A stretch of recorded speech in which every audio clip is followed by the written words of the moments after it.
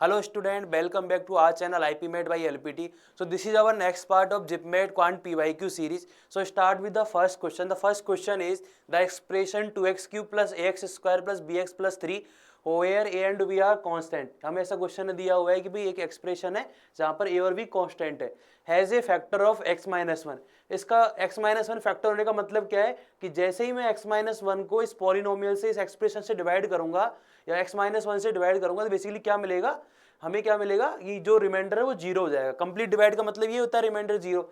And leaves the remainder of 15 when divided by x plus two. तो जैसे हम x plus two से इस एक्सप्रेशन को डिवाइड करेंगे तो बेसिकली क्या मिलेगा, हमें जो रिमाइंडर है वो मिलेगा 15. इस तरह का हमें कुछ डेटा दिया हुआ है. तो आपको आइडिया क्या रखना है जब भी ऐसे क्वेश्चन आए, देखो सबसे पहले किससे डिवाइड कर रहे हैं, मैं x माइनस वन से. x माइनस वन से डिवाइड करो. अब x माइनस वन से डिवाइड करो तो रिमाइंडर कितना आ रहा है, रिमाइंडर आ रहा है जीरो. तो करते क्या ऐसे क्वेश्चन के लिए, सबसे पहले क्या करना है, जो भी एक्सप्रेशन से डिवाइड करते हैं हम उसको हम क्या करेंगे, इक्वल टू जीरो पुट करके x की वैल्यू निकाल ली, कितनी आई 1. ठीक है. अब ये जो x की वैल्यू अगर मैं इस इक्वेशन में पुट करूंगा तो वो किसके इक्वल होगी, वो रिमाइंडर की इक्वल होती है. कौन से रिमाइंडर के, जो एक्सप्रेशन से डिवाइड करने पर आया. अब बताओ इस क्वेश्चन में x माइनस वन एक फैक्टर है, फैक्टर मतलब रिमाइंडर जीरो आने वाला है. तो मतलब क्या हुआ, जैसे ही मैं x की वैल्यू यहाँ पुट करूंगा तो ये वैल्यू ये वाला एक्सप्रेशन क्या हो जाएगा, जीरो हो जाएगा. मतलब क्या बनेगा, x की जगह वन पुट करो तो एक्स क्यूब मतलब वन हो गया, तो टू इंटू वन वन. फिर नेक्स्ट क्या बनेगा, a plus B plus three equal to zero. ठीक है, मतलब a plus B plus five की वैल्यू क्या हो गई, इक्वल टू आ गई जीरो के. ठीक है. अब इसके बाद हम सेकंड इक्वेशन ही बना सकते हैं, बट उससे पहले एक इंपॉर्टेंट चीज क्या है, अगर मैं इसमें देखो a और b की हमें वैल्यूज दी हुई, ऑप्शन दी हुए. अब मुझे एक बात बताओ, अगर मैं इसमें सारे ऑप्शन पुट करता हूं, बताओ माइनस थ्री और एट, ए की जगह माइनस थ्री, बी की जगह एट, तो क्या बनेगा, minus three plus at that is five, five plus five 10 होता है, तो इक्वल टू जीरो नहीं होता. मतलब पहला वाला ऑप्शन तो हमारा आंसर नहीं हो सकता.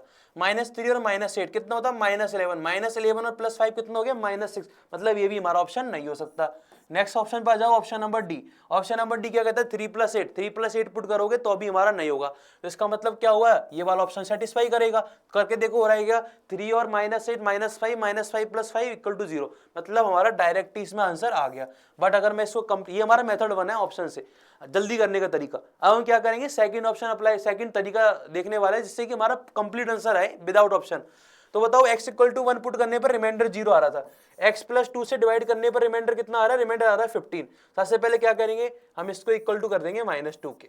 ठीक है. अब क्या करेंगे, माइनस टू को इस एक्सप्रेशन में डालेंगे तो किसके इक्वल होना चाहिए, रिमाइंडर के.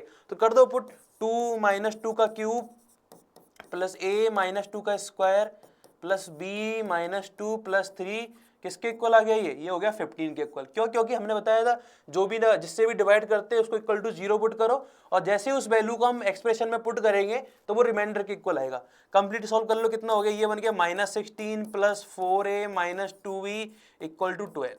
ठीक है. बेसिकली क्या बन गया, ये बन गया four a minus two b equal to 28 और 2a minus B equal to 14. इस तरह का एक एक्सप्रेशन हमारे पास बन गया. इधर क्या है बताओ, a plus b equal to minus five, दोनों को ऐड करो कितना आ गया, 3a इक्वल टू 9. तो a की वैल्यू कितनी आ गई हमारे पास 3, a की वैल्यू 3 आ गई, a की वैल्यू 3 इधर रिप्लेस कर दो तो b की वैल्यू कितनी हो जाएगी, माइनस 8. तो क्या हमारा एग्जैक्ट आंसर आ गया जो हमारा आना चाहिए था, वही आया है 3 माइनस 8. बट आपको क्या करना है, आपको ये वाला आइडिया रखो कि हम फर्स्ट ऑप्शन मेथड का यूज करके इस क्वेश्चन को बड़ी जल्दी क्लिक कर सकते हैं. ऑप्शन मेथड समझ में आ गया. हम ज्यादा मेहनत नहीं करेंगे, हमको टाइम लिमिट में क्वेश्चन सॉल्व करना है तो हम ऑप्शन वाले मेथड का यूज करेंगे. ठीक है. चलो नेक्स्ट क्वेश्चन की तरफ चलते. नेक्स्ट क्वेश्चन क्या कह रहा है, a 30 metre deep well with diameter 7 metre is dug. तो बेसिकली एक कुआं खोदा गया है सिंपल सी लैंग्वेज में. And the earth from digging, तो बेसिकली जो भी मिट्टी बाहर आई उसको क्या किया, एक सरफेस पे स्प्रेड किया गया है. जिस सरफेस जो प्लेटफॉर्म है उस सरफेस का जो उस प्लेटफॉर्म की साइज दे रखी है 22 मीटर एंड 14 मीटर. तो बेसिकली ऐसा कोई साइज है जिसकी लेंथ और ब्रेड्थ हमें दी हुई है. ठीक है. अब हम जैसे ही उस मिट्टी को उस पर डालेंगे तो बेसिकली वो धीरे धीरे अपनी हाइट बढ़ाएगी मिट्टी. तो बेसिकली हमसे ये पूछा the height of the platform, तो प्लेटफॉर्म की हाइट बताओ. तो क्या हुआ है सबसे पहले, तो मुझे एक बात बताओ, जितनी मिट्टी बाहर निकाली गई होगी क्या वो वॉल्यूम होगा, वॉल्यूम का निकाल लो, बताओ डायमीटर.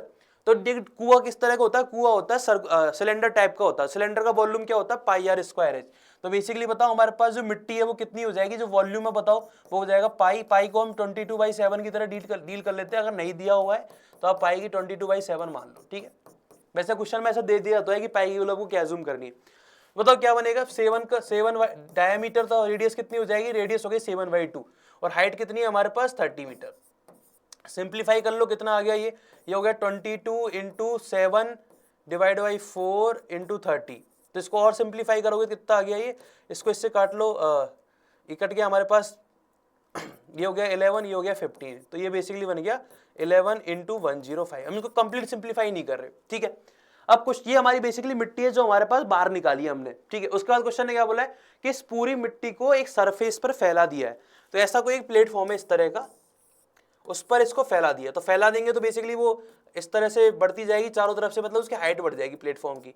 तो बताओ ये क्या बन गया, क्यूबॉर्ड की स्ट्रक्चर बन जाएगी। तो क्यूबॉर्ड का वॉल्यूम क्या होता है, क्यूबॉर्ड का वॉल्यूम हो गया L into v into h, और वो किसके इक्वल होना चाहिए, इसके इक्वल होना चाहिए।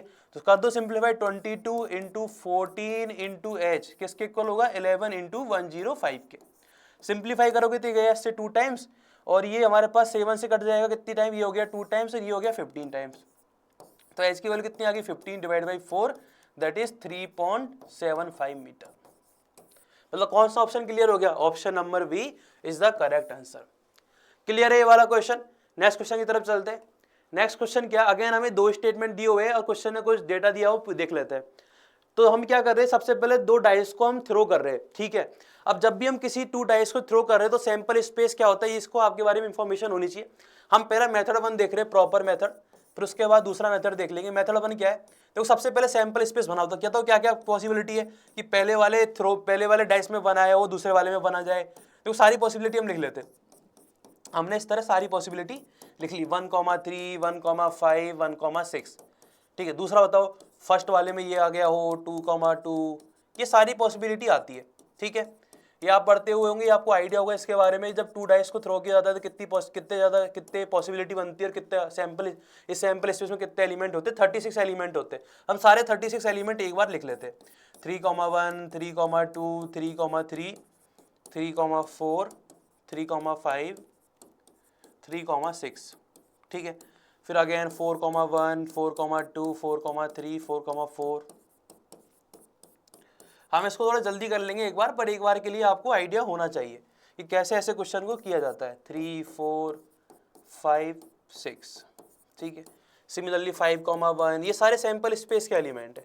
5,2, 5,3, 5,4, 5,5, 5,6, और नेक्स्ट 6,1, 6,2, 6,3, ये बिल्कुल स्टैंडर्ड है, ये हम पढ़ते हुए आते हैं हमेशा ही। 6,4, 6,5, 6,6। तो इस तरह के केवल 36 हमारे पास केस बनते हैं जब हम 2 डाइस को थ्रो करते, सिंपल। अब क्वेश्चन ने क्या बोला, the probability that the 2 numbers obtain has even sum. हमें क्या देखना है कि जो भी हमारे पास नंबर्स मिले हैं, ऐसे कितने केस है जिसमें वो इवन सम आ रहा होगा। अब हम सिंपल उसमें जाए तो इवन सम कब मिलेगा, इवन सम मिलेगा जब सारे या तो दोनों नंबर ऑड हो या फिर दोनों नंबर इवन हो। समझ में आती है वाली बात। तो हम बेसिकली बताओ कौन कौन से नंबर आएंगे, देखो इस वाली लाइन में देख लेते हैं। एक तो ये वाला आ जाएगा, दोनों नंबर ऑड है, और इसमें बताओ इसके अलावा एक ये वाला आ जाएगा, और इसके अलावा एक ये वाला है। 3 केस तो मेरे यहाँ मिल गए, समझ में आ गया। इसमें बताओ, इसमें देखो ये वाला, ये वाला, ये वाला, ठीक है। सिमिलरली हर वाली रो में 3-3 केस मिलेंगे। जैसे 6 रोज है, कितने केस मिलेंगे, 18 हमारे पास केस मिले। टोटल केस थे 36, 18 हमारे फेवरेबल है। तो प्रोबेबिलिटी क्या होगी, 18 डिवाइड बाई 36, दैट इज 1/2। 1/2 मतलब 0.5। तो ये तो वाला ऑप्शन तो सही है। हम इसका दूसरा मेथड भी देख लेंगे थोड़ा जल्दी करने का, इनकी हमें नीड नहीं है, बट एक बार के लिए हम इस वाले मेथड को यूज कर लेते। The probability that the 2 number obtained had even product. अब देखो इवन प्रोडक्ट हमें फाइंड करना है, तो पहली बात तो इवन कब आता है, इवन आता है अगर एक भी नंबर इवन आ गया तो इवन आ जाएगा। तो इसका ऑड कब आएगा, जब दोनों नंबर ऑड होंगे तभी ऑड आता है। अब दोनों नंबर ऑड कब कब होंगे बताओ, दोनों नंबर ऑड देख लो किस किस केस में आ रहे। तो देखो इस वाले केस में आते 3, इसमें कोई नहीं आएगा, इस वाली रो में, सेकंड वाली रो में। थर्ड वाले में अगेन 3 आएगा, फोर्थ में नहीं आएगा, और अगले वाले में भी 3 आएगा, और 6 वाली रो में कुछ भी नहीं आएगा। तो ऐसे केवल 9 केस ही मिलते। तो 9 केस कौन से जिसमें ऑड आता है। तो इवन केस में आएगा, बच्चे कुछ 36 में से 9 माइनस कर दो, कितने हो गए 27। तो 27 ऐसे केस है जिसमें हमारे पास क्या होगा, ऑड इवन आ जाएगा हमारा मल्टीपल। तो बेसिकली क्या हो गया 3/4 मतलब 0.75। मतलब ये वाला स्टेटमेंट भी सही है। तो इस वाले क्वेश्चन में आंसर क्या हुआ, statement first statement second both are true. पहला मेथड समझ में आ गया किस तरह से इस क्वेश्चन को किया जाता। अगर आपको कुछ भी नहीं समझ में नहीं आया तो सैंपल स्पेस की हेल्प से आप इस क्वेश्चन को आसानी से कर सकते। सेकंड मेथड देखो, अब देखो 2 डाइस थ्रो की, ये डाइस 1 है, ये डाइस 2 है। मेथड सेकंड फॉलो कर रहे हैं हमारा। अब क्वेश्चन ने क्या बोला है, the probability that two obtain number even sum. अब देखो इवन कब आता है, इवन कब आता है, पहला केस बताओ। पहला केस हमारे पास जब दोनों की दोनों ऑड हो जाए, और दूसरा केस क्या, दोनों की दोनों इवन हो जाए। तो फर्स्ट केस जिसमें दोनों ऑड है, both are odd, both odd, ठीक है, और दूसरा केस बोथ इवन, यही होता है इवन सम का। अब मुझे एक बात बताओ, 6 हमारे पास पॉसिबिलिटी है, उसमें से दोनों में ऑड आना चाहिए। तो पहले वाले में ऑड आने के तरीके कितने हैं, 3 तरीके, और दूसरे वाले में भी ऑड आने के तरीके कितने, 3। तो टोटल यहाँ पे कितने केस बन गए, 3 × 3 दैट इज 9, ठीक है। सेकंड वाले में इवन, तो बताओ दोनों में इवन आना चाहिए। तो फर्स्ट वाले में इवन आने के तरीके कितने, 3, और नेक्स्ट वाले में इवन आने के तरीके कितने, 3। तो ये भी कितने हो गए, 3 × 3 दैट इज 9। तो टोटल केस कितने हो गए हमारे पास, 18। तो 18 हमारे पास केस है, और हमें पता 32 हमारे सैंपल स्पेस में एलिमेंट होते हैं, ये तो हमें याद होता ही है। तो कितना हो गया, 18 divide by 36 that is half, मतलब 0.5, ठीक है। अब हम सेकंड वाले स्टेटमेंट को फॉलो, सेकंड वाले में क्या बोला है कि प्रोडक्ट हमारा इवन होना चाहिए। अब प्रोडक्ट इवन होना है तो हम क्या करेंगे, प्रोडक्ट ऑड वाले को निकाल के फिर 1 में से माइनस कर देंगे। तो प्रोडक्ट ऑड बताओ कब आएगा, जब दोनों की दोनों ऑड हो। तो दोनों ऑड होने के तरीके क्या है, पहले वाले में ऑड कितने तरीके से सकता है, 3 तरीके से, और दूसरे वाले में ऑड कितने तरीके से सकता है, 3 वेज। तो टोटल केस कितने हो गए, 9। तो 9 तरीके से हम ऑड ला सकते हैं। समझ में आ गई ये वाली बात। अब मुझे एक बात बताओ, 9 तरीके से ऑड आ गए, तो प्रोबेबिलिटी क्या होगी ऑड आने की प्रोडक्ट की, 9/36 दैट इज 1/4। तो ये प्रोबेबिलिटी है कौन सी, जिसमें ऑड आ रहा होगा मल्टीप्लिकेशन। तो इवन कब आ रहा होगा, 1 में से माइनस कर दो, तो 1 - 1/4 दैट इज 3/4। तो हमारा ऑड कितने आ जाएगा, 0.75। तो आप इस तरीके से भी इसको कर सकते हैं। तो दोनों मेथड आप यूज कर सकते हैं, या तो सैंपल स्पेस वाला जो प्रॉपर पूरा सैंपल स्पेस निकालो फिर आप चेक कर लो, या फिर आप बेसिक पीएनसी वाले कंसेप्ट की हेल्प से भी इस वाले क्वेश्चन को कंप्लीट कर सकते हैं। समझ में आ गया ऐसा करना था। नेक्स्ट क्वेश्चन की तरफ चलते हैं। नेक्स्ट क्वेश्चन क्या बोल रहा है, इफ द 8 डिजिट नंबर, ऐसा कोई नंबर दिया हुआ है, इज डिविजल बाई 88। तो अगर कोई नंबर 88 से डिविजल हो रहा है, इसका मतलब क्या हुआ, 8 से भी हो रहा होगा, 11 से भी हो रहा होगा, ठीक है। तो मतलब हमें पता लग गया ये जो नंबर है वो 8 से और 11 से दोनों से डिविजल हो रहा है। अब 8 से डिविजिलिटी का केस क्या होता है टेस्ट, कि जो लास्ट की 3 डिजिट होती है, लास्ट की जो 3 डिजिट होती है वो 8 से डिवाइड होनी चाहिए। सबसे पहले हम यही कर लेते हैं। तो 6, 5, 6 बी, इसको 8 से डिवाइड करना है, ठीक है। तो करो डिवाइड, कैसे करोगे, डिवाइड करो। सबसे पहले 8 टाइम्स जाएगा 64, तो इसको डिवाइड कर लो यहाँ पे ना, 6, 5 बी एक नंबर है, इसको आपको डिवाइड करना है। तो कैसे करोगे, 8 टाइम गया कौन, 64, फिर बनेगा 1 बी। अब बताओ बी की ऐसी क्या वैल्यू लेगी भाई ये 8 से डिवाइड हो जाए, तो केवल ए की वैल्यू पॉसिबल, वो क्या है 6। तो बी की वैल्यू हम कौन सी लग सकते हैं, केवल और केवल 6। तो देखो इसको देखते हैं हमारा आंसर आ गया, क्यों, क्योंकि हमें पता लगी बी की वैल्यू, सॉरी अब से 2a + b की वैल्यू पूछिए, तो हम इसको पूरा सिंप्लीफाई करेंगे। तो बताओ बी की वैल्यू कितनी आ गई, बी की वैल्यू आ गई हमारे पास 6, ठीक है। बी की वैल्यू कितनी आ गई, 6 आ गई। तो जो ये नंबर है वो किस तरह कन्वर्ट हो गया, ये नंबर हमारा इस तरह हो गया, 5, 8, 3, 2, 4, 6, 5, 6। इस तरह से नंबर कन्वर्ट हो गया, क्योंकि बी की वैल्यू हम फाइंड कर चुके।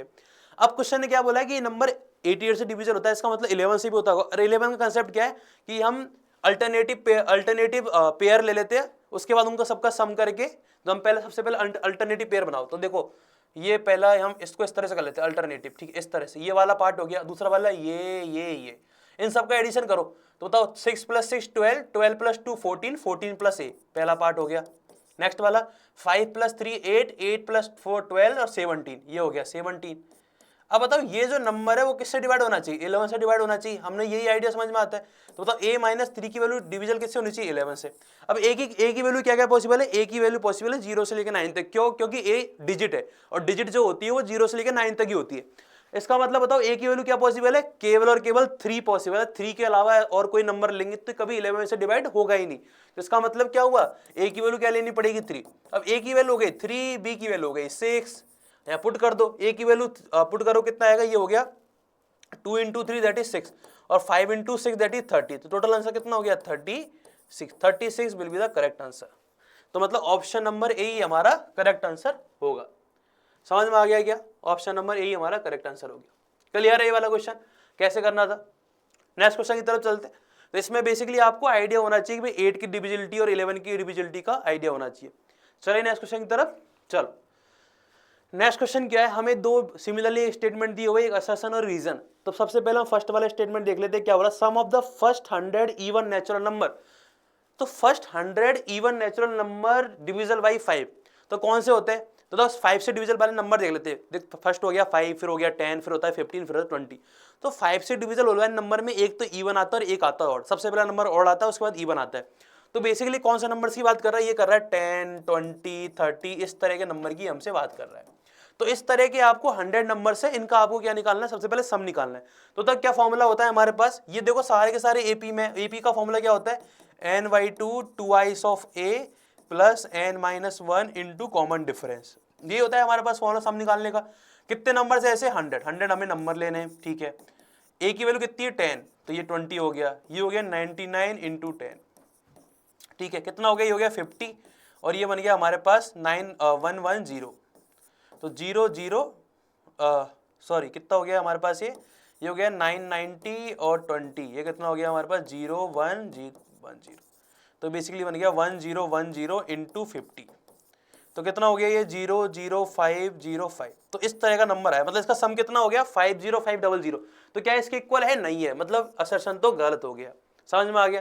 अब अगले वाले में क्या दिया हुआ है, sum of the first n terms of arithmetic progression where sn equal to n/2 a plus l where a is a first term. मतलब हमें पता है ये तो बिल्कुल ट्रू है, क्योंकि ये तो फॉर्मूला होता है, एक तो ये वाला फॉर्मूला होता है हमारे पास, एक ये वाला फॉर्मूला होता है। ये वाला फॉर्मूला कब लगता है, जब लास्ट टर्म हमें पता हुआ। तो मतलब सेकंड जो रीजन है वो तो सही है। तो कौन सा ऑप्शन ट्रू है, both a and r true, तो ये तो गलत हो गया। तो फर्स्ट भी दो तो गलत हो गए। सेकंड वाला क्या कह रहा है, ए इज ट्रू, बिल्कुल गलत है, ये तो गलत है। तो option number d is the correct, a is false but r is true. समझ में आ गया कैसे करना था क्वेश्चन। तो बेसिकली आपको सिंपल आइडिया दिया हुआ है, सम ऑफ अरिथमेटिक प्रोग्रेशन में जो सम का फॉर्मूला वो आपको पता होना चाहिए। क्वेश्चन आसान है एकदम। चलो कैलकुलेशन भी आसान है, ज्यादा कोई टफ नहीं है। चलो नेक्स्ट क्वेश्चन की तरफ चलते। नेक्स्ट क्वेश्चन क्या कह रहा है, the graph of a polynomial y equal to fx। हमें ग्राफ दिया हुआ है और क्वेश्चन ने पूछा है कि नंबर ऑफ जीरोज का मतलब क्या हुआ कि x की वैल्यू बताओ जिस पर ये फंक्शन क्या मिलेगा, 0 मिलेगा। मतलब x की वैल्यू, ऐसी वैल्यू फाइंड करो जहां पर fx इक्वल टू 0 आ जाए, ठीक है। तो वो कौन सी होती है, जब भी आपको इस तरह का डेटा दिया हो, ग्राफ दिया, तो क्या करना, आपको वो सारे पॉइंट काउंट करने हैं जहां पर ग्राफ x एक्सिस को कट कर रहा है। तो बताओ इसमें x एक्सिस को कितने पॉइंट पे कट किया जा रहा है, इसमें देखो एक पॉइंट तो ये रहा, एक पॉइंट ये रहा और एक है, तो 3 पॉइंट पर इसमें x एक्सिस को कट किया जा रहा है। इसका मतलब नंबर ऑफ जीरोज कितने होंगे, नंबर ऑफ जीरोज होंगे हमारे पास 3। तो कौन सा ऑप्शन करेक्ट हो जाएगा, option number b is the correct answer. समझ में आ गया कैसे करने थे सारे क्वेश्चन। तो इसमें ये वाला क्वेश्चन का आइडिया लग गया, ठीक है। तो हमने करीबन 6 क्वेश्चन के आसपास इसमें डिस्कस करे, आपको आइडिया लग गया होगा। अभी तक हम इस वाले क्वेश्चन को छोड़ दे लास्ट वाले को, तो बेसिकली अभी तक हमने जितने भी क्वेश्चन देखे वो हम प्रीवियस ईयर से देख चुके। तो इसका मतलब जिपमेट में पीवाईक्यू को अपने आप में कितना इंपॉर्टेंट रोल लगता है आपको समझ में आ रहा होगा, ठीक है। मिलते हैं नेक्स्ट पार्ट में, ठीक है, बाय, थैंक यू।